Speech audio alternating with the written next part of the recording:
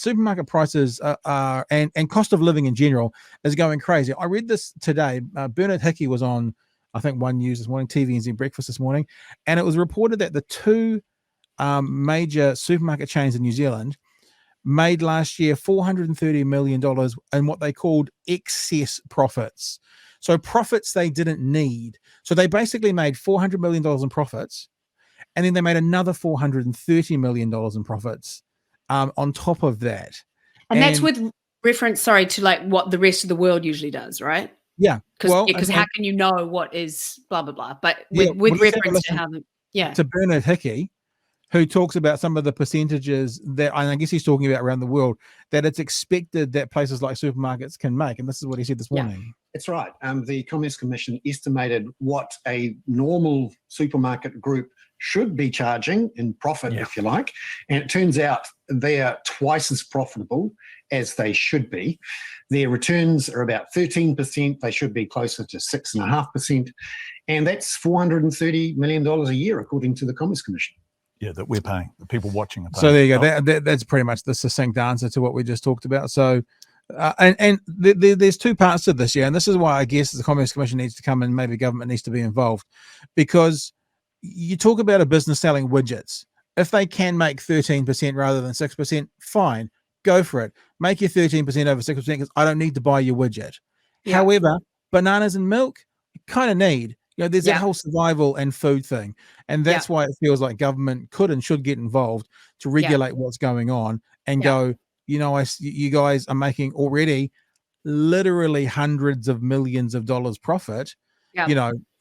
Especially because they were one of the few, during a pandemic, they made so much more money than they had previously. And I was a little bit like, this feels like a wet slap with a bus ticket to what came out yesterday. I was hoping for a lot more because yes, this duopoly is bullshit. It's bullshit. And the way that they squeeze their suppliers and stuff as well. And it is a fundamental human right to be able to afford to eat. And the thing that's most galling is, of course, the stuff that's cheapest is the stuff that's worse for everybody. So there are people that are already having poor outcomes for their health because of their living environments, who can't afford to eat as proper with fruit and vegetables and things like that will help their health. And so it's this endless cycle of bullshit around poverty and people not giving a shit because they want to make as much profit as possible. So it makes me angry. Can you tell? And like I said, if you're making widgets, something that I don't need, then go get on your mat. Go on your mat. You need widgets you don't need, so be it. If I don't need your electric scooter and your electric scooter costs 10 grand, but you could sell it for 2 and people are still buying it, fuck, more power to you. No problems at all. But when we're looking at, we talk a lot about people's health and people's eating and people's access to food and our rights, and that's the difference. And same with power companies and water companies and all of that. And that's the difference. And we were talking a bit yesterday about it. We'll bring George in to wrap up the show as well. With George, we were talking about this yesterday, George, when I kind of said, I'm a bit torn because if I start a business and that media empire took over all of Dunedin, is someone going to come in and say, no, look, there's got to be fair competition? It's different. You don't need to ingest media content. You do need to ingest food. So that's in my mind over the last 24 hours, that's the way I've kind of gone. You can see how this needs to be addressed in a fairer way, and government can be involved. People on the right, when it comes to economic policy, we can convince them that there's intervention is needed because this isn't even really free market, is it? If there's a duopoly and no competition, then the principle of free market capitalism has gone out the door as well. So, intervention, I think, is when it comes to people's livelihoods, definitely. And I have a different example, is that I live in West Auckland, which is in the licensing trust area, which I hate with the passion of 1,000 burning suns. We have a monopolies commission for a reason, but somehow this freaking licensing trust, who pretends to give all this money away, but they do not give anything away, the percentage of what they earn. And they've spent a long time building up property empires. And so I have to pay more money for booze and have the worst pubs that are these epic boozers filled with pokie machines, which they also has almost the same name as the licensing trust. So when people think they're getting funds from the licensing trust, they're actually getting it from the gambling machines. And they do that on purpose to deceive people, basically. So that's an absolute crystallization of how a monopoly ruins the options that are on offer. Everybody that works in the bottle stores, I hasten to add, are delightful people. They're all very nice. And the bottle stores have come a long way, even since the pandemic. Like during the pandemic, you had to order what you wanted online. No, you couldn't order online. You had to do it with an email or a landline, and you could only get 3 different types of beer. You got wine in dollar amounts rather than the wine that you wanted. You had to get a white wine that was worth between $10 and $15. So this was the bullshit that you get on offer when a monopoly is involved. And funnily enough, I would like it to be in the supermarkets. So there's even more. I don't even care about the supermarkets. Actually, I care more about the shit bars. That they're just awful booze barns. So anyway, let me check this up here. I like we like to hear other perspectives, and this is not necessarily disagreeing with what we're saying, but Emperor just makes an interesting point. If supermarkets reduce their prices further on fresh items, it will kill off what little of groceries and butchers still exist. That's an interesting thought. One of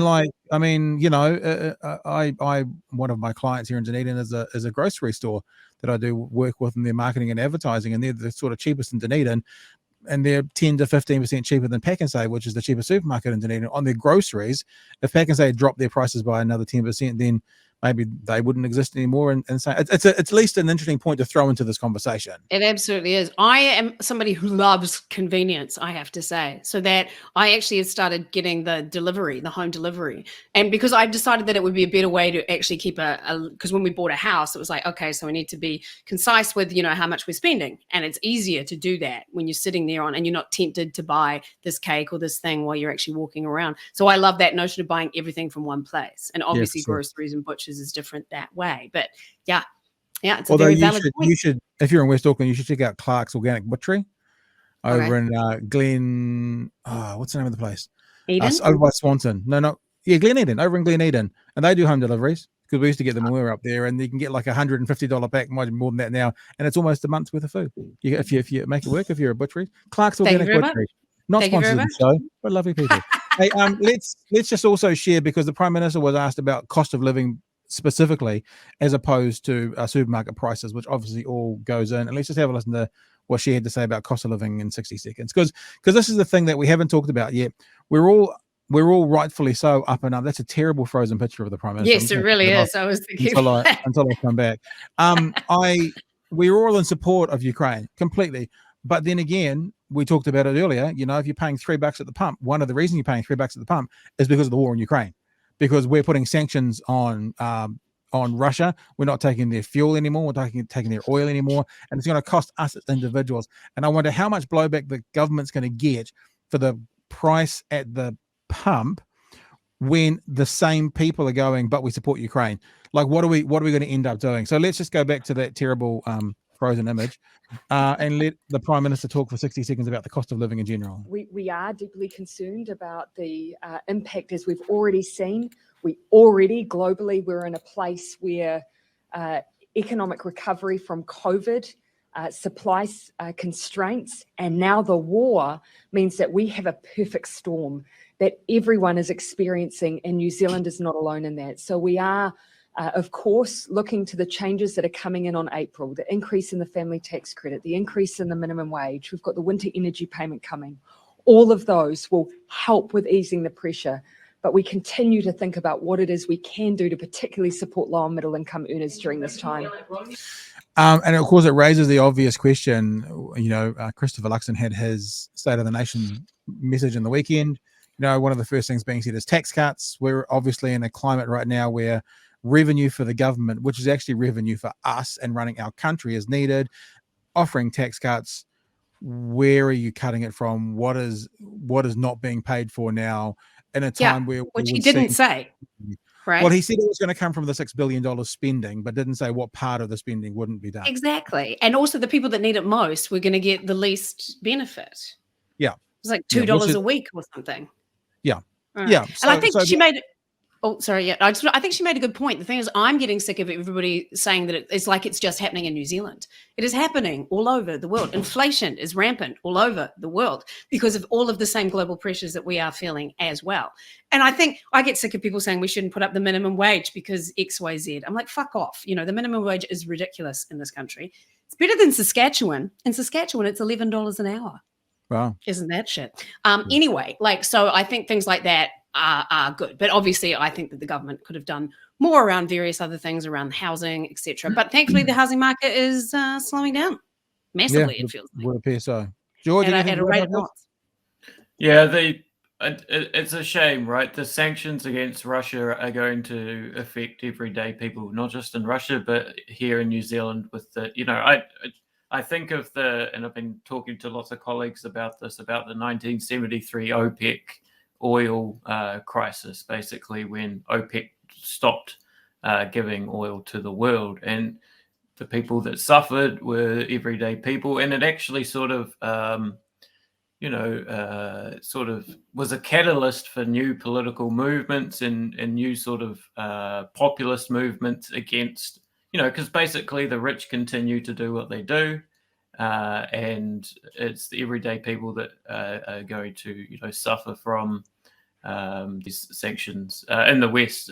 I mean, I know that the purpose of the sanctions in Russia is to damage oligarchs who are allies of Putin, and that seems to be working to a certain extent. But yeah, here we're seeing these effects and are going to, have to deal with them. Yeah, and it's easy for me I'm fine with it because I don't travel that much. I'm fine. Like, I'm financially comfortable enough to absorb that and feel good about doing that. But that's very easy for me to say because I don't have 2 cleaning jobs at opposite ends of Auckland and 6 kids and all that.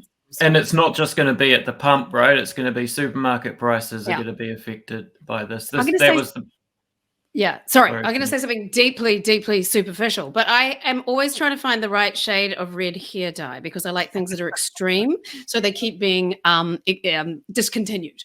But I had just found a woman in the Ukraine who sold this color. Like, I got that from her and I was excited. And so, as I said, it's deeply superficial. It's just like one example of something that is directly affecting me because of this fucking moron Putin. And, and that's just one tiny thing. And it's going to be all over the world, just so many different things. But on a personal, superficial, I feel almost horrible saying it, but I'm very sad that I can't give this woman, I want to give her more money. I mean, I haven't actually, I should contact her, just like with the Airbnb thing, and say, can I still buy these from you? Like, even. And the ultimate irony that a bald man does none of that to you, mate. That's just the nail in the coffin. He doesn't understand the importance of hair dye, does he? He can't. No. And I recently bought a butterfly for my house. That's like a rusty iron butterfly. That's from Russia. And now I want to take it back. I want to go, oh no, I don't want that anymore.